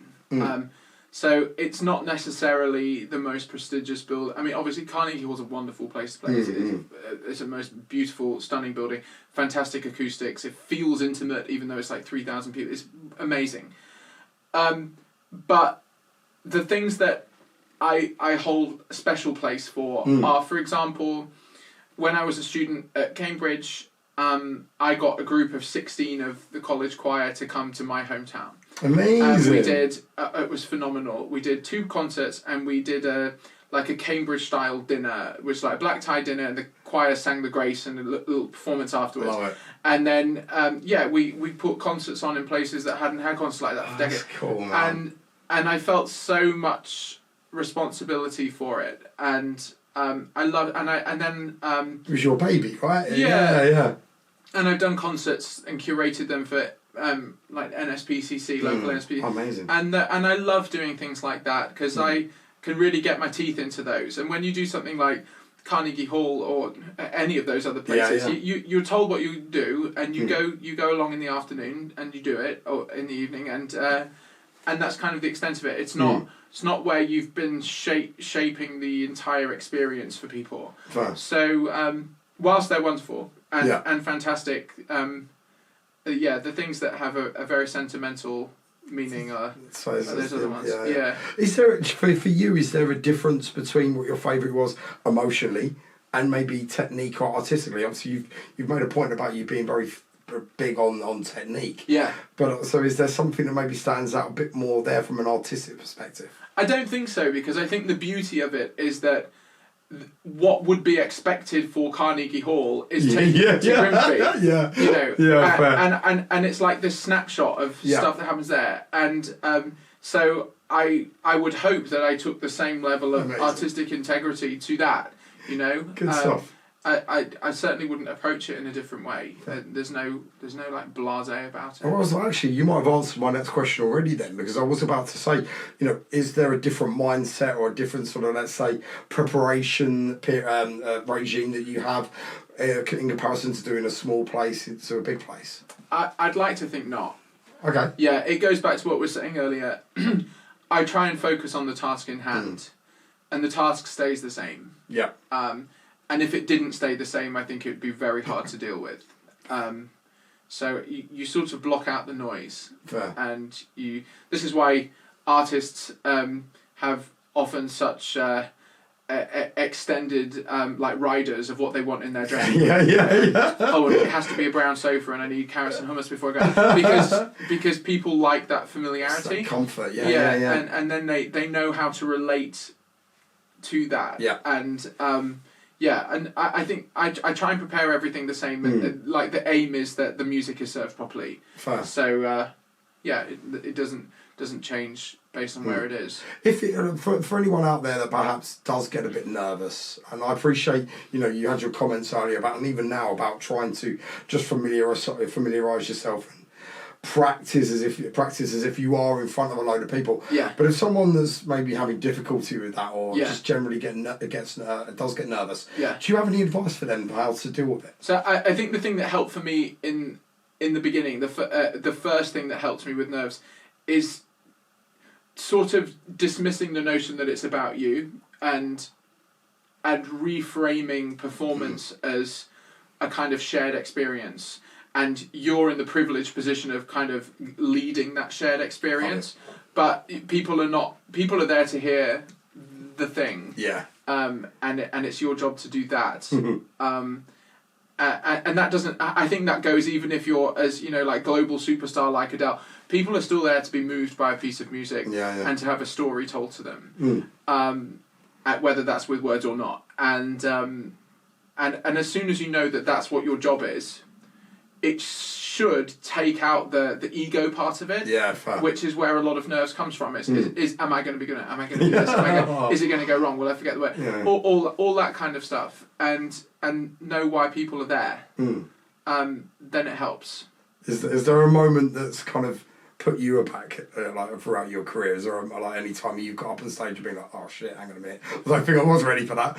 So I did have one small performance nightmare, which was it was a circumstantial thing where there's a hall in London where I was accompanying on the piano quite a well-known trumpet player. Sorry. That's okay. And this was in the days before playing from iPads. Yeah. And I had my folder of music and everything was in those plastic sheets. And I very, very specifically said to the stage manager, will the lighting be the same? Yes, it will be the same. When I go on from the rehearsal, and when I go onto stage, they've doubled the lighting. I can't read the music anymore. Oh, no. That was horrible. Oh, no. That was really, really horrible. And, like, no opportunity to be like, dude, turn it down. You had to find this like ridiculous angle where you could read what it said without the light shining. It was so stressful. Oh god. That was no fun. I've had a few other, I've done outdoor concerts where unusual things have happened. I did a recital in Greece where this like gecko came onto the keyboard, things like that. I'm not very good with like little. Anyway, so that was a bit creepy, and very last minute notice, like live broadcast, Radio 3 stuff like that. Like a day before, on the day, can you come and do that? And those things can be a bit nerve-wracking too. But yeah, I probably did have a lot more nerves when I was younger compared to now. Yeah. Fair. So we've obviously discussed you working with Broadway. We've discussed you sort of kind of reciting at concerts and things like that. Yeah. Do you actually produce, also create any of your own compositions? I've got into songwriting recently. My manager is very keen that I release stuff. Oh, wow. So over the next year, I have a bank of songs that I've written, and I haven't produced them. I've had other people produce them. Fair. And they are much more straightforward pop. Actually. Yeah, okay, real well. There's a lot of shape shifting going on vocally. Yeah. It's obviously a very different style to musical theatre. But I have really enjoyed songwriting. Okay. And as I said earlier, it feels all like the same job, but just in different forms. And it's happened in the last 6 months or so that a number of people have come to me asking for songs written for them. Yeah. Which is a nice thing to do, because it means that I can write things that I would never sing myself. For all sorts of reasons, and that's been a really good thing too. Bit of freedom, I guess. Yeah, it's fab. Yeah, I've really enjoyed it. Freedom in songwriting is a really interesting thing, because I think that you have the most freedom when you place lots of restrictions on yourself. Okay. And if you don't put structure in there, then freedom can actually really be to the detriment. Yeah. Too much choice. Yeah, and you just end up with something that's quite incoherent or has no kind of arch to it. But it's been wonderful doing that, and you can do it anywhere, which I really like to. Yeah. So sometimes when I've finished teaching day in Cambridge, I'm very lucky. They give me a really lovely room which looks over the Great Court in Trinity, and it has a little writing desk in the window. So I've sat and written a song, and I've learnt for myself that because lyrics usually I usually respond to lyrics after music when I hear songs. I've forced myself to write lyrics first. So what's that? He's a top line writer, isn't it? Yeah. If you're writing for the music. Yeah. So I would start with a page of text. Yeah. And then usually just let that sink in, and then the melody I've found writes itself when I'm doing other stuff. Amazing. Because doing other stuff is a really useful way of learning. Yeah. Like you and I both have dogs, so walking the dog is the best like mindset. I think the point is that it's not even a mindset. It's just like a flow state. So all of my best ideas come at that point. And I might just have a few notes on my like voice notes on my iPhone and put them in my headphones, and then as I'm walking around our little village in the middle of nowhere with no distractions whatsoever, the songs write themselves. Fair. And that's the way I found I quite like doing it. And how are you finding because now that's another project that you're doing, another string to your bow, so to speak. Right? How do you balance all of this? Because obviously you've got your musical theatre program at Trinity College. You've got working with the voice coaching and guiding. Obviously you've got concerts that you're doing piano recitals. Yeah. Now you're writing tracks as well. Where does all this time come from? Time management is a thing. Yeah. I try not to think about it too hard. At the moment, because I'm sort of all over the place, and like my home is up in the countryside in Lincolnshire, and I just come down to London to see clients and stuff. It feels like voice lessons are put wherever I can find the time to keep everyone happy. And so I just get to sort of a week in advance of something, and then I'll plan the week and I'll be like, this can happen here, this can happen here, and somehow projects get ticked off, so if it's things like songwriting, I have to be quite disciplined, and I'll say that day or those 4 hours that's going to be what that's for. Fair. Because otherwise you very easily just spend it doing admin because there's always jobs to do, know, so So I'm quite strict about that, even though it doesn't seem it, because I don't go in and do like an office job every day. I'm just all over the place. But I try and keep the things that do need to be done, and then Diane, my manager, keeps me. She'll tell me if things aren't being done, but thankfully that doesn't happen too much. Well, she's a lovely lady, so I bet behind the scenes, it comes down and you like a battle axe. No, she doesn't know. She's fabulous. But she will tell me if. Sorry, Diane. So what's your favourite thing that you do? Obviously, you're very multifaceted. What's the element that brings you most joy? All of them together. Okay. It's such an annoying answer, I know. It's fine. It's your answer. But the thing is, I've been asked this question a lot. I'll bet. And I firmly believe that if I get to like 30 years down the line and I've only done one of those things, I will feel unfulfilled by it. Right. I've only done performing, but I love teaching. I absolutely love helping other people, and I love the nerdy back end of it. Yeah. If I'd only done teaching, I'd have wanted to write more. I'd have wished I'd have played the piano more. And so at the moment, I really like that each day genuinely looks very different. Nice. I love that. And diversity, mate, is it gives you that, as you say, that spreading your eggs. It just gives you a bit more of everything to do, right? Yeah, and it's not like I've actively tried to be diverse. It's that I've always just had this.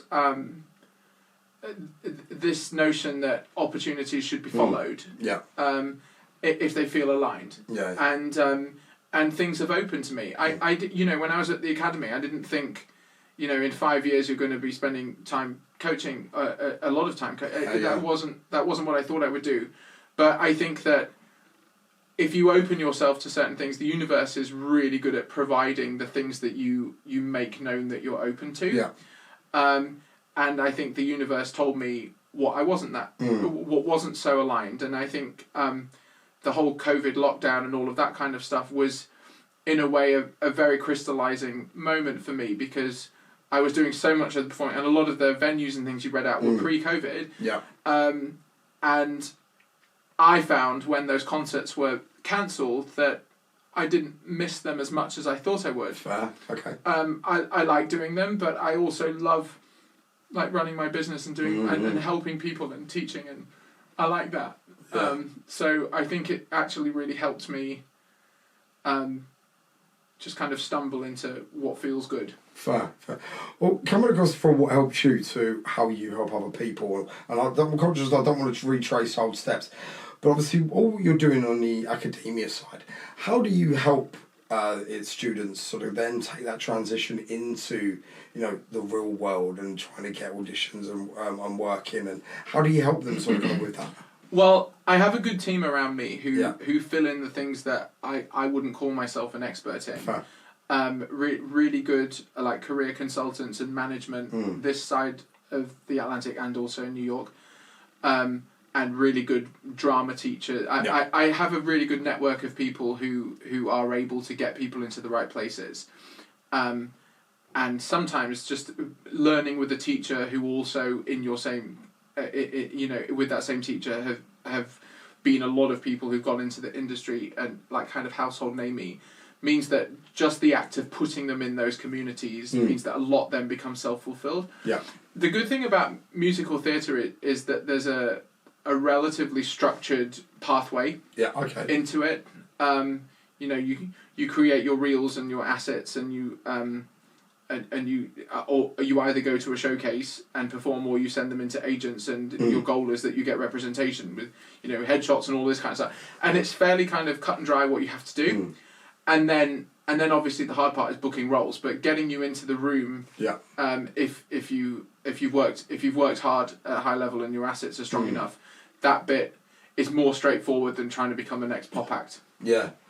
Did you feel there's, because of if we actually take that then and let's compare the two, you want someone wants to come get into musical theatre, someone else wants to come a pop act. Yeah. Obviously, getting into pop, to me, feels like it has evolved and changed over the years. Yeah. Once again, we come back to social media. We were talking about earlier, and other ways and paths, as you say, to get to reach your goal in one way or another. Yeah. Whereas in musical theatre, because there still is this sort of traditional structured path, do you feel that like, there's limitations behind it that could affect other people, or could affect someone trying to get there? Or I think it makes life easier. Okay. I think that the pop way, which is a lot more kind of haphazard. Yeah, fair. It often means that people who are phenomenally talented don't get the absolutely, yeah, visibility, the visibility that they would have done if they'd done it sort of 20 years ago. And at the same time, you have this trade-off because the people who are getting the visibility spend so much time creating content that time could have been used for honing their craft. Yeah, fair. And instead we're spending so much time creating like really easily digestible kind of memey stuff. That I think that pop suffers for it. And I would dare say that a lot of the people who became legendary wouldn't have engaged with yeah. So it has a very different dynamic, and the people who rise to the top are different, and it can be for all sorts of random reasons that people engage with a video. Fair. Whereas with musical theatre, it's easier to know where you stand. Okay. If you are lucky enough to be able to have access to high level tuition, and thankfully with the internet, that's not really geographically based so much anymore, that you are able to get the opinions of people who know what's what and what's going to work and what won't work. Yeah. So if you've got someone who's starting out today, I know we discussed this path of, once you're actually sort of kind of getting moving, you've got the higher education or the professional level education, you're looking at getting your agent to submit you and everything like that. But say day one, someone's trying to think, right, okay, what school should I go to, or what type of person should I get coaching by, or whatever. What advice would you give someone like that at the very early stage? At a very early stage, they should probably engage in community theatre. Okay. And get really basic stage experience. Mm-hmm. It won't suffice for that long if they want to go to high level, but you need to get out and do stuff. Yeah, fair. Yeah. Are there any tools that are readily available that you're aware, whether there's like Facebook groups or anything like that people can connect with to understand what is local to them and what is going on? Local, I think simple Google searches are really useful for that. But there are Facebook groups which are incredibly helpful. There are groups for like parents of children working in the industry. Okay. And in those groups they have like very comprehensive guides in their material section of this is what you need, this, that and the other. Yeah. And even down to things like you need to avoid this agency because it's a scam. So actually it's more Facebook because of the way Facebook works, that you can initiate yourself into communities that are very active and help each other. Actually, a lot of people send me clients through recommendations on those pages too. That part is not too difficult. I think. And then just to know what's going on in your town is you just do a Google search and it's easy, isn't it? Fair. Yeah, you'd hope. Yeah. You'd hope. Yeah. And go and watch their shows first and see what they're like. Yeah. Actually, on that note, just one last question before we come on to the last segment. I think we might have actually covered this earlier, and apologies if we have.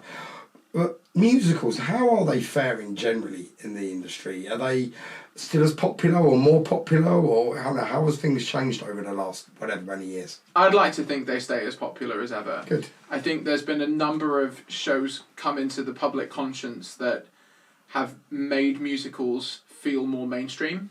Well, they've certainly become a bit more popular, haven't they? Yeah. Obviously, even things like Wicked and Shrek to be like, but then you've got the Book of Mormon. So good. I absolutely love it. Yeah, I've seen it twice. Phenomenal. Yeah. I won't go into some of the things, but like honestly, like the concepts around it, which is genius. And for me, like I've been not to be the negative person here. I'm not a huge musical man. I've been to see Wicked. I've been to see the Book of Mormon. I've seen Day Dancing and all the usual ones and all that. But as for someone like myself who's not necessarily mainstream musical, but then suddenly actually has this opening through things that, you know, I've seen Dirty Dancing in the film, I've seen Wizard of Oz, you know, I love South Park, you know, so they were all things that, has that sort of brought in a new market for Definitely, and the Wicked movie's done loads for it. I'll bet, Christ. Absolutely, and also there's a certain type of new musical which is moving towards pop in its like musical style. Right, okay. Six is a really obvious example of that. The Wives of Henry VIII, where each and it's just each of them is like a pastiche of a pop star. That's one. Dear Evan Hansen's gone quite poppy too.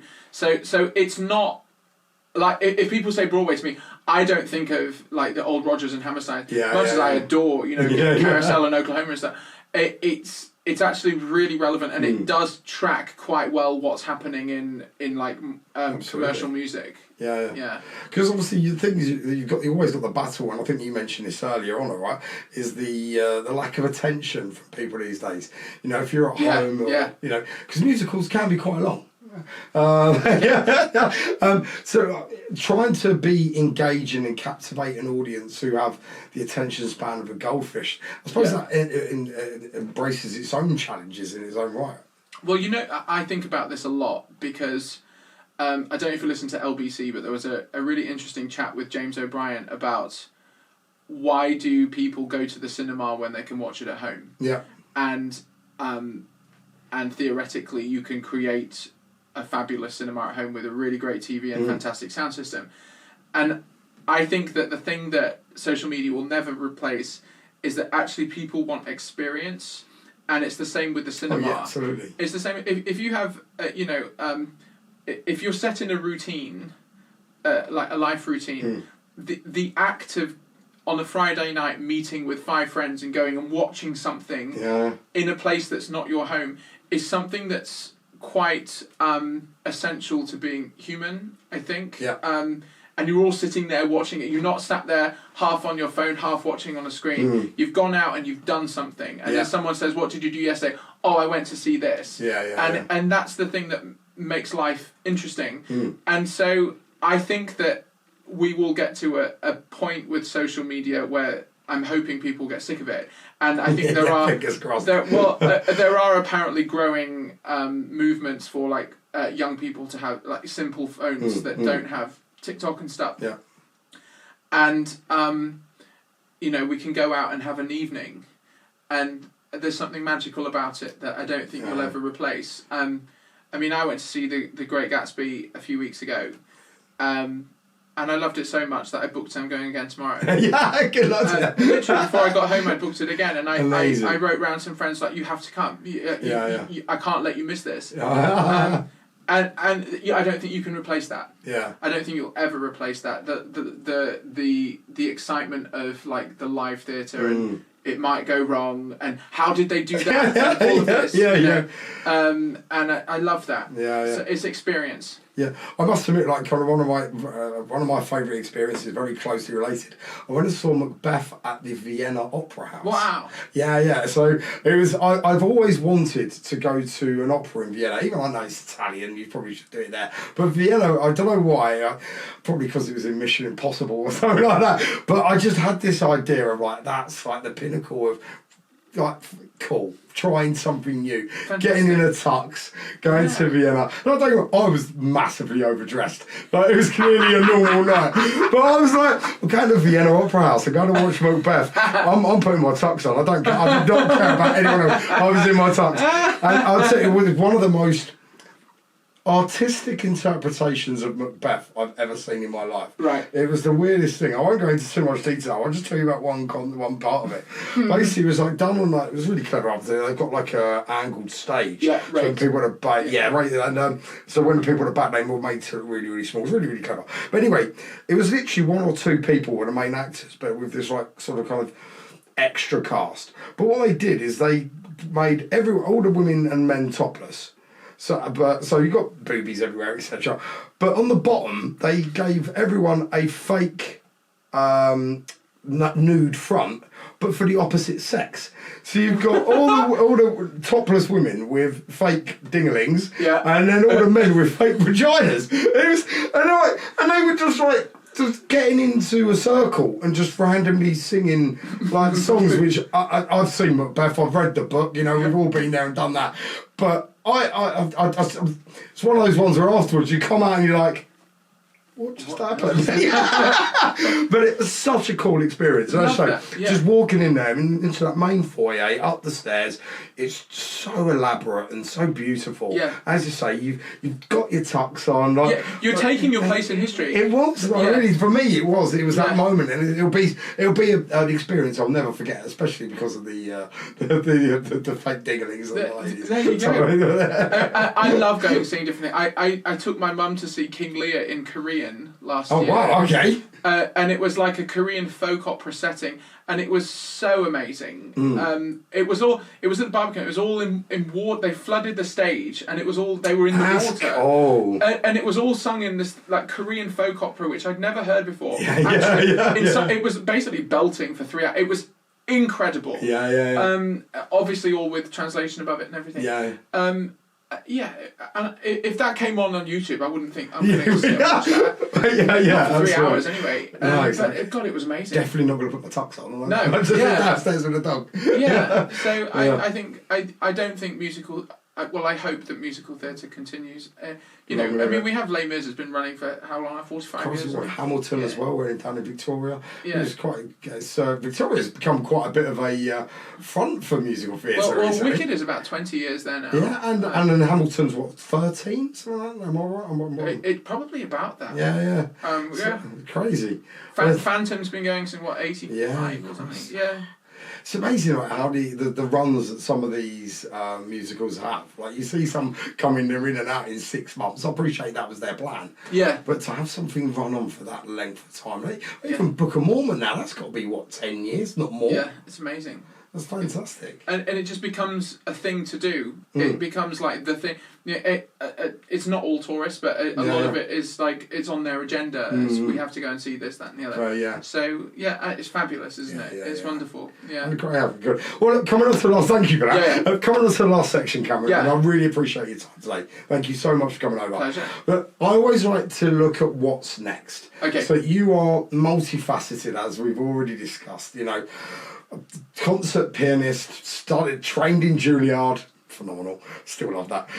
You're vocal coach and guide to stars of the West End and Broadway. You know, you've developed your own musical theatre program at Cambridge University. What's next? I don't know where that really leaves you. Like, what else can you do? It's what comes my way, I suppose. Fair. We have conversations about exciting projects that might come up in the future. I suppose, you mentioned obviously you're writing songs for yourself now. What's the plan with release on those? See where they go. Diane and I have we've talked about release strategy and probably quarter 3 we'll get them going. But the thing that I love and the thing that I'd encourage or hope that people manage to find is that if those songs do well, that's great. But they don't feel like a kind of make or break thing. And that's something that you can kind of easily fall into. And I've really liked writing them. And if people hear them, that's wonderful. If they get radio play, that's wonderful. But I'm really happy that I spend my life in music anyway. And that's just another kind of little point on a star. So it's I don't have like specific. I have to do this, that, or the other. Fine. No, I just like to remain open, and then I think that greater forces than me decide what comes next. So opportunities for passion projects that come your way. Exactly that. Yeah. So 100 years time, people look back and they think Cameron Richardson. What do you want to be remembered for? Now, it doesn't necessarily have to be with music. It could be about anything. But what if people look back, what would you want to be remembered for? I'd like to think that I'd impacted people's lives, and opened things to them that would never have happened. and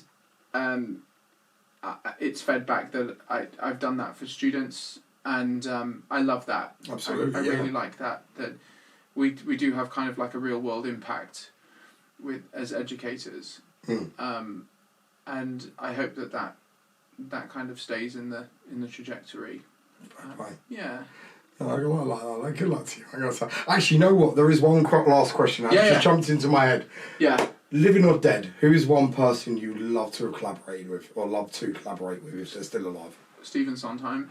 Sorry, I don't know who's that. I'm just being really naive now. I'm really sorry. No, that's absolutely terrible question to ask when you don't know anyone in music and theatre.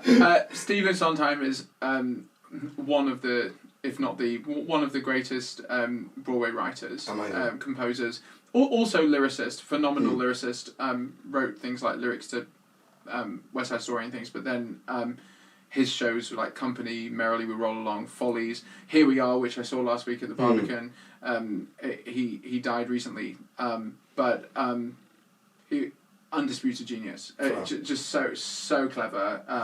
Very, very unique sound world. That you can just hear a melody and you know it's Into the Woods. The Sondheim musical. Sweeney Todd.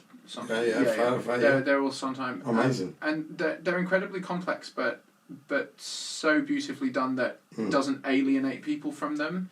And yeah, I would have liked to have met him.